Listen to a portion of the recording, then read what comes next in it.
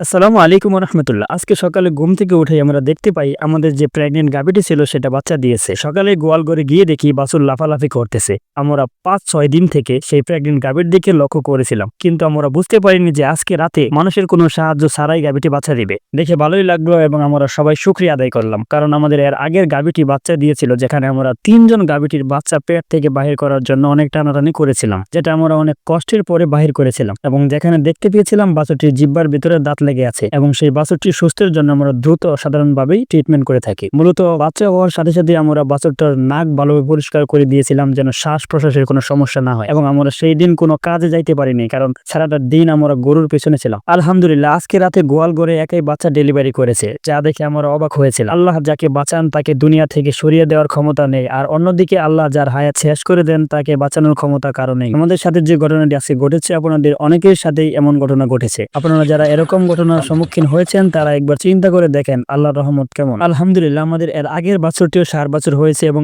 এই বাছুরটিও ৬০ বছর হয়েছে। যদিও মূলত আমি বকনা বাছুর বেশি পছন্দ করি, কারণ ফার্মটা আমাদের ধীরে ধীরে বড় হবে এজন্যই। অন্যদিকে আমার আব্বা ৬০ বছর বেশি পছন্দ করে, কারণ বিক্রি করার জন্য। আমরা মূলত দেশি গরু পালন করি এবং দেশি গরুর হিডে আসলে আমরা বড় বড় গরুর জাতের বীজ দিই, কারণ সেই বড় বড় বাছুর দিয়েই আমাদের ফার্ম করার ইচ্ছা। অন্যদিকে ছোট গরু পালন করাও কিন্তু অনেক লাভ রয়েছে আমি মনে করি, কারণ এই ছোট ছোট গরুগুলো বাহিরে হাঁচার দিয়ে রাখা যায়, যেমন ভাবে অল্প খরচ হয় তেমনি ভাবে আমরা বড় বড় জাতের বীজ দেই এবং সেই বীজ থেকে বাছুর যখন হয় তখন বড় জাতের গরুই হয় এবং সেই বাছুরগুলো কিছুদিন পরে অনেক দামে বিক্রি করা যায়। আমরা বর্তমানে ফার্ম দেওয়ার জন্য প্রাথমিক অবস্থায় রয়েছি, তাই আমাদের গরু পালনে অনেক কিছু শিকার আছে, তাই আমরা ধীরে ধীরে ফার্ম করার পরিকল্পনা করতেছি। আমি মনে করি প্রথমে ফার্ম করার জন্য ছোট ছোট গরু পালন করাই ভালো। ছোট ছোট গরু পালন করলে ফার্ম করার যে অভিজ্ঞতা তা কিছুটা হলেও অর্জন করা সম্ভব। আর আমি মনে করি প্রথমে ছোট ছোট গরু পালন করলে ঘাস খেতের কোনো প্রয়োজন হয় না। মূলত আমরা যে বীজগুলো দেই সেগুলো হলো শাহিওয়াল বীজ, যা গাভীর থেকে বড় বড় জাতের বাছুর হয়, আর এই বাছুরগুলো ৬ থেকে ৭ মাস পালন করলে অনেক টাকা বিক্রি করা যায়। তো